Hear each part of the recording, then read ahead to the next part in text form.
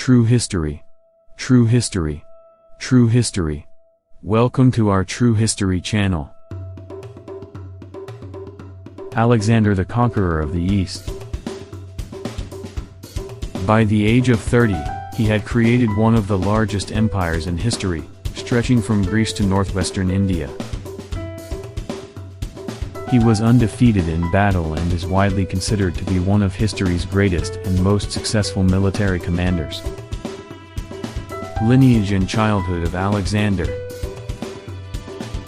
Several legends surround Alexander's birth and childhood. Education under Aristotle. Under Aristotle's tutelage, Alexander developed a passion for the works of Homer, and in particular the Iliad. Aristotle gave him an annotated copy, which Alexander later carried on his campaigns. Regency and ascent of Macedon as heir of Philip II. While Philip was occupied in Thrace, Alexander was ordered to muster an army for a campaign in southern Greece. Exile and return. When Philip returned to Pella, he fell in love with and married Cleopatra Eurydice in 338 BC, the niece of his general Attalus. Accession. In summer 336 BC, while at Aegae attending the wedding of his daughter Cleopatra to Olympias's brother, Alexander I of Epirus, Philip was assassinated by the captain of his bodyguards, Pausanias. As Pausanias tried to escape, he tripped over a vine and was killed by his pursuers, including two of Alexander's companions, Perdiccas and Leonidas. Consolidation of power. Alexander also ordered the murder of Attalus, who was in command of the advance guard of the army in Asia Minor and Cleopatra's uncle. Balkan Campaign of Alexander. Before crossing to Asia, Alexander wanted to safeguard his northern borders. Destruction of Thebes. Alexander then set out on his Asian campaign, leaving Antipater as regent. Asia Minor. In 336 he sent Parmenion, with Amyntas, Andromenes and Attalus, and an army of 10,000 men into Anatolia to make preparations for an invasion. At first, all went well. The Levant and Syria. In spring 333 BC, Alexander crossed the Taurus into Cilicia. Egypt. Alexander advanced on Egypt in later 332 BC, where he was regarded as a liberator. To legitimize taking power and be recognized as the descendant of the long line of pharaohs, Alexander made sacrifices at Memphis and went to consult the famous oracle of Amun-Ra at the Siwa oasis. He was pronounced son of the deity Amun at the oracle of Siwa oasis in the Libyan desert. Assyria and Babylonia.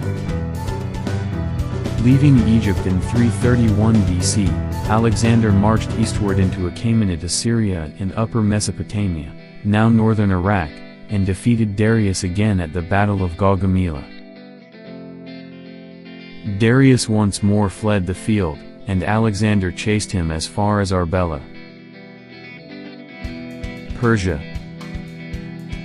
Corsius claims that Alexander did not regret his decision until the next morning.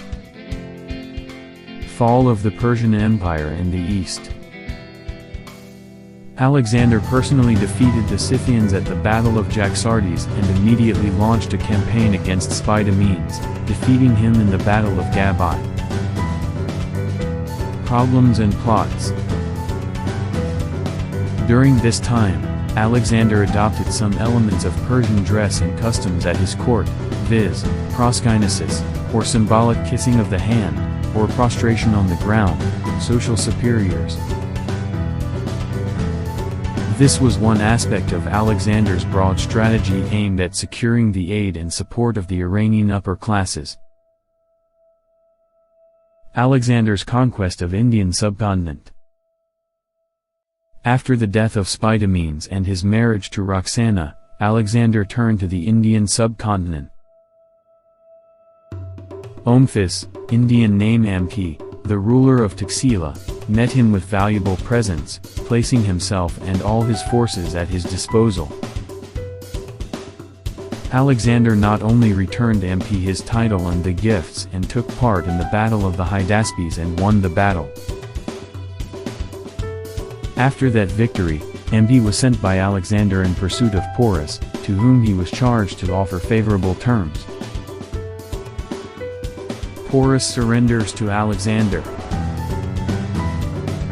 Alexander crossed the Indus and fought and won Battle of the Hydaspes in 326 B against King Porus, ruling between the Hydaspes and the Assisians, Chenam, in what is now the Punjab, in the Alexander was impressed by Porus's bravery, and made him an ally. He appointed Porus as satrap, and added to Porus's territory land that he did not previously own, towards the southeast, up to the Hyphasis, Bayas. Choosing a local helped him control these lands so distant from Greece. Alexander founded 2 cities on opposite sides of the Hydaspes River, naming one Bucephala, in honor of his horse, who died around this time. The other was Nicaea, Victory, thought to be located at the site of modern-day Mung, Punjab. Death of Alexander. Before his death, someone asked Alexander on who would be his designated successor should he die. He responded, "To the strongest one." He may have also added that there would be funeral games to be played after his death. On either 10th or 11th of June 323 BC, Alexander died in the palace of Nebuchadnezzar II, in Babylon, at age 32. Thank you for visiting our value-based productive infotainment channel, dear viewers. Please leave your constructive comments below. Please do click the bell button and subscribe to view our interesting upcoming videos.